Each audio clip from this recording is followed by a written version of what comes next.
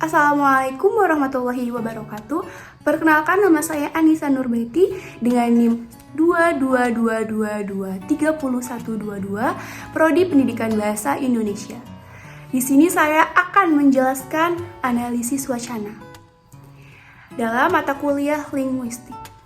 Apa itu kajian analisis wacana? Yang pertama, analisis wacana membahas bagaimana pemakai bahasa mencerna apa yang ditulis oleh para penulis dalam buku-buku teks, dalam artikel-artikel, atau memahami apa yang bisa disampaikan penyapa secara lisan dalam percakapan.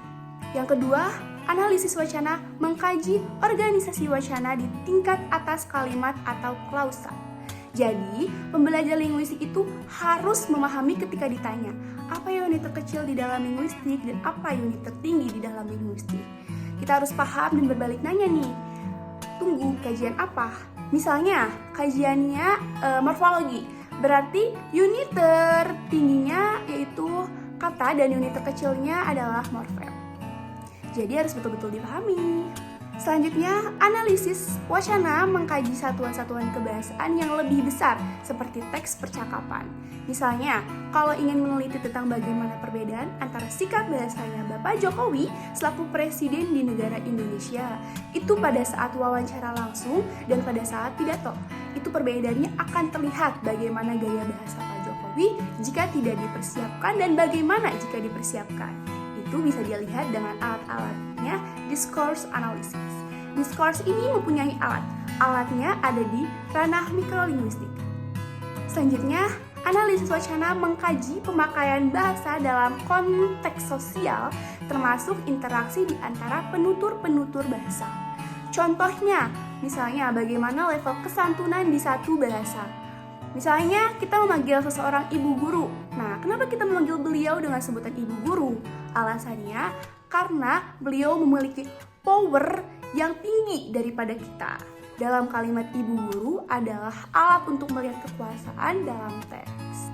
Selanjutnya, istilah wacana mengacu kepada rekaman kebahasaan yang utuh tentang peristiwa komunikasi. Oleh karena itu, wacana sangat berdekatan dengan piranti-piranti dalam bidang yang terkait dengan sosiolinguistik.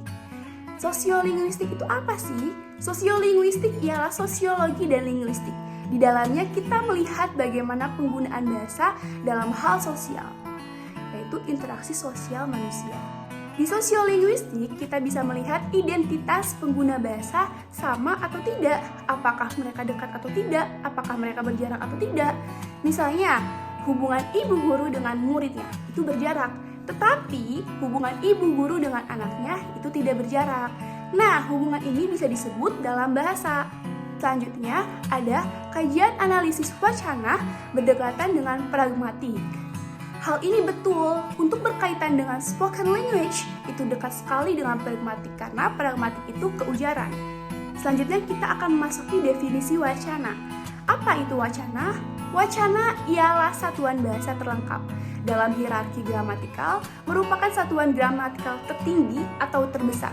Wacana ini direalisasikan dalam bentuk karangan yang utuh atau yang membawa amanat yang lengkap. Amanat, apa itu amanat? Amanat adalah pesan yang kita tahu bahwa wacana itu berbeda-beda. Ada naratif, ada deskriptif, ada prosedur, recount. Ini adalah bentuk-bentuk teks yang tujuannya berbeda-beda. Misalnya, prosedur teks untuk memberitahu proses tahapan-tahapan dan naratif itu lebih ke cerita. Misalnya ada kejadian kemudian diceritakan kembali. Wacana adalah rentetan kalimat yang berkaitan menghubungkan proposisi yang satu dengan proposisi yang lain untuk membentuk satu kesatuan. Wacana itu terhubung. Misalnya, kapan virus corona diberitahukan di Indonesia? Kalau tidak salah itu pada tahun 2020 ya. Nah, itu adalah baru pengenalan tentang virus corona, seperti dari mana asal itu virus tersebut. Selanjutnya, pada tahap ini bagaimana virus corona ada di Indonesia. Nah, dari teks wacana yang membahas tentang corona itu apa dan pertama kali terjadi di mana dan sampai kapan merajalela di Indonesia. Itu semua membentuk sebuah wacana yang sangat besar, yaitu wacana tentang virus corona yang kemudian bisa kita akses. Jadi wacana-wacana tersebut membentuk satu kesatuan. Selanjutnya ada wacana adalah rekaman kebahasaan yang utuh tentang peristiwa komunikasi. Misalnya, ada komunikasi penawar antara pembeli dan penjual. Nah, nanti rekaman kebiasaannya ada. Apakah kemudian cara penjual mempertahankan harga berhasil, atau cara-cara pembeli menawarkan harga itu berhasil, nanti ada. Selanjutnya, ada linguistic level dan parameter wacana. Linguistic level itu terdiri dari yang paling kecil ya, yang paling kecil itu ada fonologi dan yang paling besar itu ada wacana. Jika diurutkan dengan yang paling kecil, fonologi, morfologi, sintaksis, wacana. Ada 4 ya teman-teman. Ingat, fonologi adalah yang paling kecil dan wacana adalah yang paling besar atau yang paling tinggi. Selanjutnya ada parameter wacana. Parameter wacana itu dibagi menjadi 2 teman-teman. Yang pertama struktur dan yang kedua semantik. Struktur itu tuh berkenaan dengan gramatikal, kalimat, jadi kayak apakah kalimatnya standar, bisa dimengerti, baku apa tidak. Nah, hal ini bisa dilihat di kalimat. Yang selanjutnya ada kebahasaan. Kebahasaannya itu apa? Misalnya pemilihan diksi, apakah tepat atau tidak. Itu bisa dilihat dari struktur. Apakah tepat penggunaan kata pasif atau apakah tepat penggunaan nominalisasi atau kalimat pasif. Nah, di kebahasaan bisa dilihat. Selanjutnya itu semantik, lebih ke apa yang ditunjukkan dari wacana-wacana ini, nyambung apa tidak. Itu tuh berkenaan dengan amanat, tujuan, proposisi, pesan. Apa sih yang terkandung di dalam teks tersebut, yang disampaikan itu tuh apa, dan juga komunikasi. Baik, selanjutnya kita akan bahas keutuhan atau kelengkapan wacana. Keutuhan atau kelengkapan wacana itu dibagi menjadi 2, yaitu gramatikal dan semantis. Gramatikal ini terkandung yang pertama itu ada kelengkapan struktur. Jadi apakah bahasanya baik? Dalam artian di sini adalah kepatuhan kepada pola kalimat dipatuhi. Semakin mematuhi pola kalimat, apakah satu teks itu menjadi lebih komunikatif? Hal itu tergantung. Kita bisa melihat kelengkapan struktur itu tuh dari gramatikal. Kita bisa melihat kalimatnya bagaimana, klausalnya bagaimana, katanya bagaimana, morfemnya bagaimana, fonemnya bagaimana. Itu adalah fokus penelitian kita. Selanjutnya adalah semantis. Nah, kalau di ranah pemaknaan itu tuh kebutuhan makna atau kebulatan makna.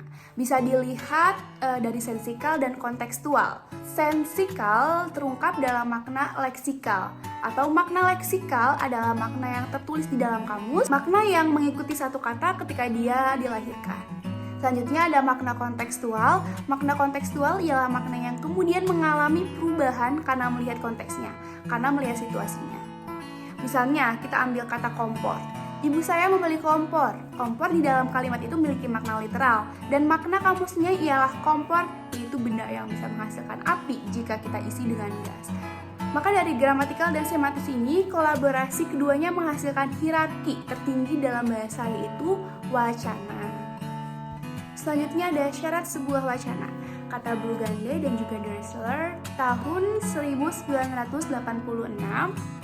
Yang pertama, yaitu wacana harus memiliki keterpaduan atau kohesi, keterkaitan bentuk. Jadi wacana tidak boleh ngacapruk ya, tidak boleh ngacapruk. Jadi kalau misalnya ngacapruk berarti kualitas wacananya jelek. Selanjutnya yang kedua, keruntutan atau koherensi. Yang dimaksud adalah keterkaitan makna. Jadi kalau keterkaitan makna istilahnya nyambung atau tidak. Misalnya, ini teksnya tidak nyambung, berarti keruntutan maknanya tidak jelas. Selanjutnya yang ketiga itu ada keintensionalan, yaitu memiliki tujuan atau maksud. Teks beragam jenisnya, jadi dia memiliki maksud dan tujuan yang berbeda. Selanjutnya yang keempat ada keberterimaan, logis. Jadi teks itu tuh harus logis, harus masuk akal. Selanjutnya yang kelima itu ada keinformatifan, pesannya itu tuh benar. Jadi yang dimaksud adalah pesan yang disampaikan itu adalah benar. Selanjutnya yang keenam ada kesituasionalan, sesuai keadaan atau kondisi.